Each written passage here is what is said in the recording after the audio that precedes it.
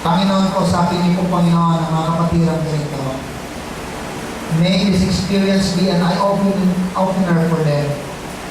At sa kanilang lahat, Panginoon, sa lahat ng kanilang kakayahan, they will realize that they will stand weak before calamities. And they will look up to you as the only source of strength. So once again, Lord, we pray for Japanese people. Bless them with your comfort and your mercy. Nanalangin po kayo, Panginoon, para po sa Pilipinas. Napakaraming prediction, Panginoon. Napakalala ng mga predictions ito. Lalo-lalo na, Panginoon, sa tsunami, earthquakes that are forthcoming, as the experts are saying. But we pray, Lord, you are greater and bigger than any calamity. Dear God, we pray you will sustain the entire Filipino people, even as we face difficulties in the future. We pray, Lord, that you will strengthen us. And we pray by your mercy, do not allow those things to happen to us. We are weak and you are our strength. Today, if we have committed sins before you as a nation, forgive us. Forgive us for immoralities. Forgive us of our moral decay. Forgive us of our selfishness. Forgive us for not giving importance to you, but prioritizing things that are not important after all. We commit to you our lives, our families. We commit to you our nation. May our nations be continually upheld by your hands in the protection that you will give to us. Thank you, Lord, for this moment of prayer. And even as we continue with our session, be with us, and may we learn more from the topic in a little while. Ito po aming samang dalangin sa pangalan ni Jesus. Amen. Thank you very much. You may be seated. Thank you. Thank you for helping me out in the process. Thank you for joining in prayer. This time, I would like you to do one last thing before we finally proceed with our topic. We did this last meeting. Another thing that we like to ask, no? Pwede naman kita makakuha sa 140 a piece of paper again. Do you have it there? Maybe if the material is big enough, pwede rin you divide it into two so that you can make use of the other half later on. Okay?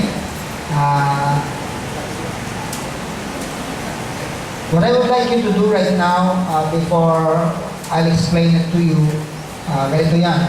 Ito yung gusto natin pagawa ngayon sa ating lahat. Okay? I'm thinking of not doing this with you, but to be fair with you, we did it last meeting, so I think we have to do this. Okay? In our outline, we said this one a while ago. Before we go to the motivational clip, by Nick Vujicic. Can you read the name? Nick Vujicic. Not Nick Subong. Si Sir Nick Subong, pare-pare sa pangalan. This is what I will ask you to do while you are sitting. Rate your self-esteem. High, middle, or low. Give one reason to support your answer. Let me clarify. Dalawang item to. Self-concept, saka self-esteem. Okay? Pag sinabi natin self-concept, anong paningin niyo sa sarili niyo? Anong concept niyo sa sarili niyo? Yung concept, yung idea that you have for yourself will determine your self-esteem. Ang ibig sabihin ng self-esteem, it relates to value, worth. What is your worth you feel that is self-esteem? Based on your knowledge of who you are. For example, my knowledge is that I'm you, not me. I'm handsome. Not me, you. I'm handsome. Okay? Why are you smiling, ma? Okay. Oh. Kung ganyan ang concept sa self mo, sabi ng nanay ko kasi, napagandang lalaki ko eh, sabi niya. Kausapin ko po si nanay ko kung meron kayong disagreement dyan. Okay? Nanay ko kausapin mo, sabi ng marami. Okay. So, ganun. Kung ganyan ang self-concept mo, yung self-esteem mo, you would feel either so high, or middle, or low. Okay? Do you understand now? Self-concept and self-esteem. Kasi ang self-esteem natin, nagdi-dictate ng ating mga ginagawa, ng ating mga actuations sa ating landas.